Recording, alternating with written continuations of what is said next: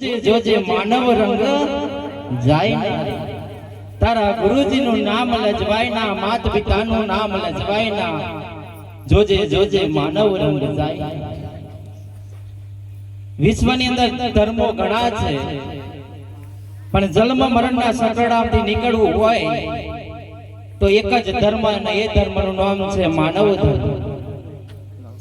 ને માનવ ધર્મ કોઈ જાતિ, કોઈ ભાતિ, ઊંચ નીચ સર્વત્ર સરખું માનીને જેમ ધારા ચાલે છે નિરાંત બાપુની, અને માનવ બનાવ્યા પછી સર્વને સરખા કરી નાખે છે. પણ માનવ બનવું એ લોડા નાશના. ઓલ વર્લ્ડ વિશ્વની અંદર કોઈ હિન્દુ, કોઈ મુસલમાન, કોઈ ક્રિશ્ચન, કોઈ પારસી, કશુક ને કશુક તો એમ થઈ જવાય. જલમતાની હાથે થઈ જવાય, એરિયા પ્રમાણે થઈ જવાય, માહોલ પ્રમાણે થઈ જવાય. પણ આ તમામ ચક્રવ્યમથી નીકળવું હોય તો એવા પૂરા જો સદગુરુ મળી જાય, અનુભવી મહાપુરુષ મળી જાય, અને એ ધારા પકડ લે તો આ દુનિયાની અંદર માનવ થવાય, અને માનવ જ જન્મ મરણના ચક્રમાંથી મુક્ત થઈ શકે. એટલે મહાપુરુષે સરસ મજાની વાત કરી કે જોજે જોજે માનવ રંગ જાય ના રે. એટલે બધું ના કહેતા, આપણને જેમણે તેડાવ્યા છે, જેના દરબારમાં આપણે પધાર્યા છે, એ મહાપુરુષ મુકેશરામ મહારાજ માટે જોરદાર તાલીમ.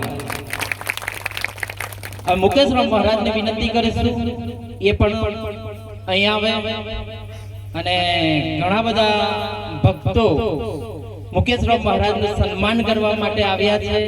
બોડેલીનું પણ મંડળ છે, દૂર દૂરથી મંડળો આવ્યા છે. એમનું કહેવું છે કે અમારા મહારાજનું સન્માન કરવું છે. તો મુકેશરામ મહારાજ અહીં આવે, અને જે પણ મંડળ જે ફૂલહારથી સન્માન કરવા માંગે છે એ એમનું સન્માન કરવા માટે આ બાજુ આગળ પધારે. બોલો સદગુરુ મહારાજ કી. અને સન્માન પછી મુકેશરામ મહારાજને પણ વિનંતી કરીશું, એમની પણ 10 મિનિટ આલી આપણને મહાપુરુષોને આશીર્વચન આપે. બોલો સદગુરુ મહારાજનો. બોડેલી મંડળ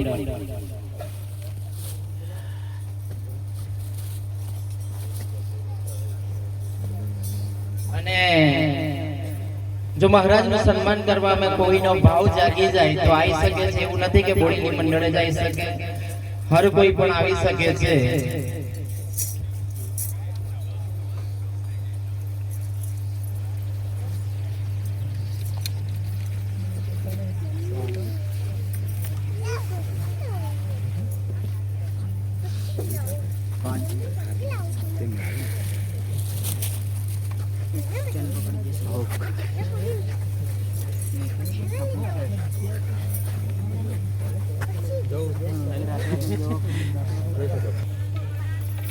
બોલો સદગુરુ મહારાજ કી, મુકેશરામ મહારાજ કી, ભિખારામ મહારાજ કી, બુધારામ મહારાજ કી.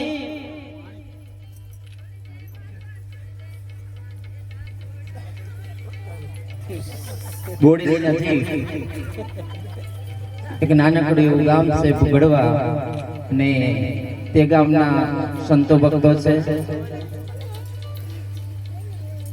હવે આવા ભક્તો માટે જોરદાર એક તાલીમ આપો.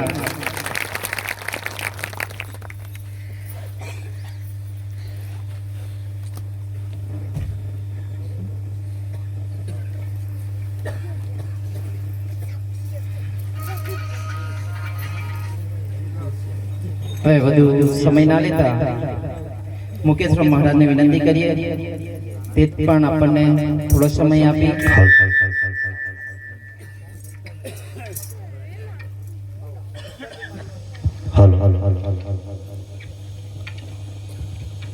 સદગુરુ મહારાજનો, બાપુ ચંદ્રરામ મહારાજનો, બાપુ ભીખુરામ મહારાજનો, બાપુ બુધારામ મહારાજનો, સંતાબા મહારાજ કી. સત્ય સનાતન ધર્મનો અવતારેલ હરિ ગુરુ સંતનો અમારા ઢોકળીથી પરવીન મહારાજ પણ સ્વાગત માટે આવ્યા એમને પણ જોરદાર તાલીમ લીધાયેલી. જય જય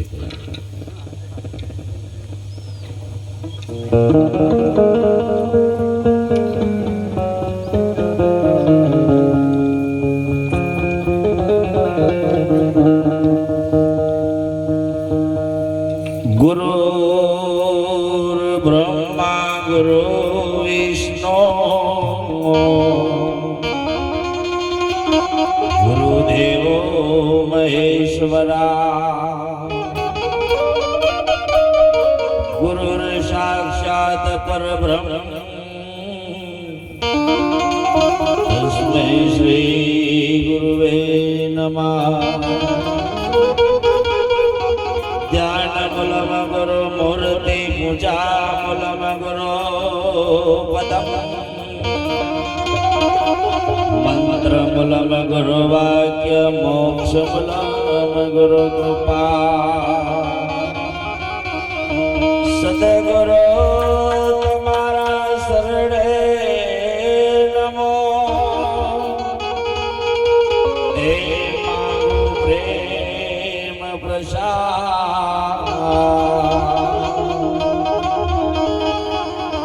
દયા કરી મોહે દીજો હરિરસ અમૃત સ્વાદ. સદગુરુ મહારાજ કી જય. આજના પાવનકારી પ્રસંગમાં ગામ એરંડી માય બારોટ ફળિયામાં સદગુરુ મહોત્સવ માય રામજી રામ પરિવારથી જેવો લોહી પીધું એ હજીવન થઈ એવા પરમ પૂજ્ય પરમ આદરણીય જે મૂળ ગાદી આપણે કહીએ ચતુરમ બાપુ થઈ ગયા, જે મહાપુરુષો થયા, જે શેડો હતો એ રામજી પરિવાર એ પણ આજે સાહેબ સમસ્ત મંડળ સાથે સાઉન્ડ સિસ્ટમ સાથે એમનો ભાવ એવો કે અમે આજે બાપુને ત્યાં અમારા થકી અમે આ કાર્યક્રમ કરીએ અને આનંદ કરીએ. એમને જોરદાર તાલીથી વધાવીએ. પોતાનો ભાવ લઈ અને સાહેબ બુધારામ મહારાજના સાનિધ્યના સંત મહાપુરુષો પણ બધા પધાર્યા છે. અમને ખૂબ ખૂબ આનંદ થયો. સાથે વેળા નિવાસી પરમ પૂજ્ય પરમ આદરણીય ભીખારામ બાપા અને ખરેખર એને તો આપણે બધા મહાપુરુષો કોઈ કામ એવું ના હોય એમને ના જાણતું હોય. ખરેખર એમના જીવનની અંદર પાડતા ને તાર્યો છે.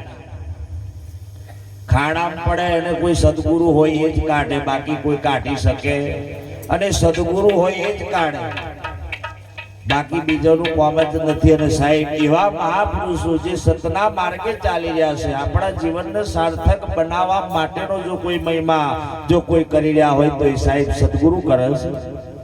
અને આ જીવન એકબીજાને હળી મળીને જીવવા માટે મળ્યું છે. એકબીજાને જીવી આનંદ કરવાનો છે. જે આનંદ કરે કીધું છે આનંદ આનંદ સંત ફકીરી કરે નહીં આનંદ અમીરીમાં. જે આનંદ છે સાહેબ એ સાધુ સંતોના સંગમાં સાચો આનંદ છે. બાકી ઘણા આનંદ કરે છે પણ એ ઘડીકનો છે, કશી ટકતો નથી. અને સાહેબ જેને જેને સદગુરુના શરણમાં ગયા પછી ને સાહેબ જેને એની પોતાની ભૂમિકા સમજાઈ જાય ને તારે એને ખરો આનંદ સમજાઈ ગયો એટલે આનંદ કરે છે. અને આનંદ જ કરો. એકબીજાને હળી મળીને સાહેબ એકબીજાના સાથીદાર બનો, એકબીજાને સાહેબ સપોર્ટિંગ બનો. એ કામ લાગશે. પણ સાહેબ પાડવું ઉતારી પાડવું આવું જો ચાલશે ત્યાં સુધી ભક્તિનો તમારા કે મારા સોટો ઉતરે એમ છે. ભક્તિ કરવી તેને રાગ થઈ રહેવું, પાનબાઈ મેલી દેવો બધો મનનો વિકાર. જો મનનો વિકાર પડ્યો છે તો ભક્તિ ટકતી નથી. અને સાહેબ સદગુરુ એ જ આપણને સમજાવે છે.